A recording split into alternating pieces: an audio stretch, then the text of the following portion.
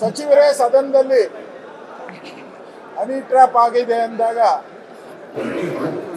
ರಾಜಣ್ಣ ಅವರು ಸಹಕಾರ ಸಚಿವರು ಅವರೇ ಬಂದು ಸದನದಲ್ಲಿ ನನಗೆ ಹನಿ ಟ್ರ್ಯಾಪ್ ಆಗಿದೆ ಅಂತ ಸದನದಲ್ಲಿ ಹೇಳಿದಾಗ ಕಾಂಗ್ರೆಸ್ಸಿನ MLAಗಳಿಗೆ ಕಾಂಗ್ರೆಸ್ಸಿನ ಮಂತ್ರಿಗಳಿಗೆ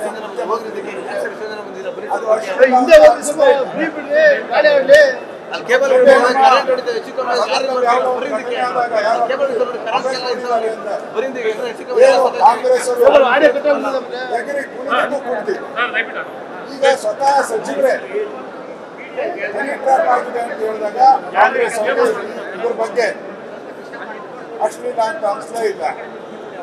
ನಾವು ಸದನದ ಗೌರವ ಕಾಪಾಡಬೇಕು ಅಂತ ಹೇಳಿ ನಾವು ನ್ಯಾಯಾಂಗ ತನಿಖೆ CBI ತನಿಖೆಗೆ ನಾವು ಕೇಳಿದ್ದೀವಿ.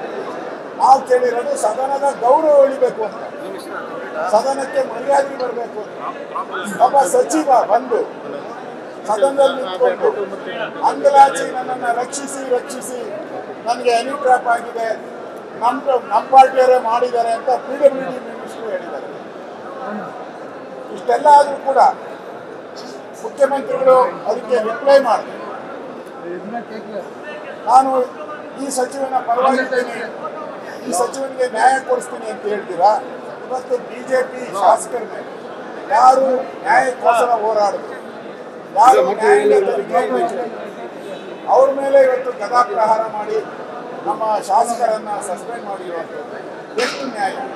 ನಾವು ನ್ಯಾಯ ಕೇಳಿದ್ರು ಅಷ್ಟೇ, ಸದನದ ಗೌರವ ಕಾಪಾಡಿ ಅನ್ನೋ ನ್ಯಾಯವನ್ನ ಕೇಳಿದಿರಿ. ಇವತ್ತು ಕಾಂಗ್ರೆಸ್ಸಿನ ಪಾಟೀಲ್ ಆ ಮಿನಿಸ್ಟ್ರು ಯಾವ ಮುಖ ಇಟ್ಕೊಂಡು ಓದ್ತಾರೆ?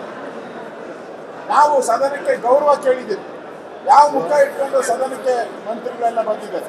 ನಾಚಿಕೆ ಆಗಬೇಕು ಕಾಂಗ್ರೆಸ್. ಮಾನ ಮರ್ಯಾದೆ ಇದ್ರೆ ಅವರೇ ಕೇಳಬೇಕಾಯ್ತು, ನ್ಯಾಯಾಂಗ ತನಿಖೆ CBI ತನಿಖೆಗೆ ಅವರೇ ಕೇಳಬೇಕಾಯ್ತು. ನಾವು ಕೇಳ್ತಾ ಇದ್ದೀವಿ ವಿರೋಧ ಪಕ್ಷವಾಗಿ ಸದನದ ಗೌರವ ಉಳಿಲಿ ಅಂತ. ಆದ್ರೆ ಇವತ್ತು ಕಾಂಗ್ರೆಸ್ 18 ಜನನ ಸಸ್ಪೆಂಡ್ ಮಾಡಿರುವಂಥದ್ದು, ಸದನಕ್ಕೆ ಅಗೌರವ ಮಾಡೋ ರೀತಿ ಸ್ಪೀಕರ್ ಕೂಡ ಕಾಂಗ್ರೆಸ್ ಪರವಾಗಿ ಸ್ಪೀಕರ್ಗೆ ಅನ್ಯಾಯ ಮಾಡಿಲ್ಲ. ನಾವು ನ್ಯಾಯ ಕೇಳಿದ್ದೀವಿ ಅಷ್ಟೇ. ಇದೇ ಗೌರವಾನ್ವಿತ ಸ್ಪೀಕರ್ ಅವರು ಸಸ್ಪೆಂಡ್ ಆಗಿದ್ದಾರೆ, ಹೋರಾಟ ಮಾಡಿ ಸ್ಪೀಕರ್ ಚೇಂಬರ್ಗೆ ಸಸ್ಪೆಂಡ್ ಆಗಿದ್ದಾರೆ. ಅವರಿಂದ 6 ತಿಂಗಳು ಮಾಡಿದ್ದಾರೆ. ಕಾಂಗ್ರೆಸ್ಸಿನ ಭ್ರಷ್ಟ ನೀತಿ, ಕಾಂಗ್ರೆಸ್ಸಿನ ದುರುಳ ನೀತಿ, ಕಾಂಗ್ರೆಸ್ ಅವರು ಯಾವ ಮಟ್ಟಕ್ಕೆ ಬೇಕಾದರೂ ಹೋಗ್ತಾರೆ ಅನ್ನೋದು ಸ್ಪಷ್ಟ ಆಗ್ತಾ ಇದೆ. ಇವತ್ತು ನಮ್ಮ ಶಾಸಕರನ್ನು ಸಸ್ಪೆಂಡ್ ಮಾಡಿರುವಂಥದ್ದು ನಾವು ನ್ಯಾಯಾಂಗ ತನಿಖೆ ಕೇಳಿರೋದು ಗೂಂಡಾಗಿರಿ ಆಗ್ತದೆ. ಒಬ್ಬ ಮಂತ್ರಿ ಬಂದು ಭಿಕ್ಷೆ ಬೇಡ್ತಾ ಇದ್ರೆ ಸದನದಲ್ಲಿ ಗೂಂಡಾಗಿರಿ ಆಗುತ್ತಾ? ಸತ್ಯಮೇವ ಜಯತೆ ಅಂತ ಕೇಳಿದಿರಿ, ಸತ್ಯಮೇವ ಜಯತೆ, ಸತ್ಯಕ್ಕೆ ನ್ಯಾಯ ಕೊಡಿ ಅಂತ ಹೇಳಿದಿರಿ. ಅದನ್ನು ಬಿಟ್ಬಿಟ್ಟು ಇವತ್ತು ನಮ್ಮ ಶಾಸಕರನ್ನ ಸಸ್ಪೆಂಡ್ ಮಾಡಿರುವಂಥದ್ದು ಇದು ಸ್ಪೀಕರ್ ಮಾಡುವಂಥ ದೊಡ್ಡ ತಪ್ಪು. ಸ್ಪೀಕರ್ ಕಾಂಗ್ರೆಸ್ಸಿನ ಏಜೆಂಟ್ರಂತ ಕೆಲಸ ಮಾಡ್ತಾ ಇದ್ದಾರೆ.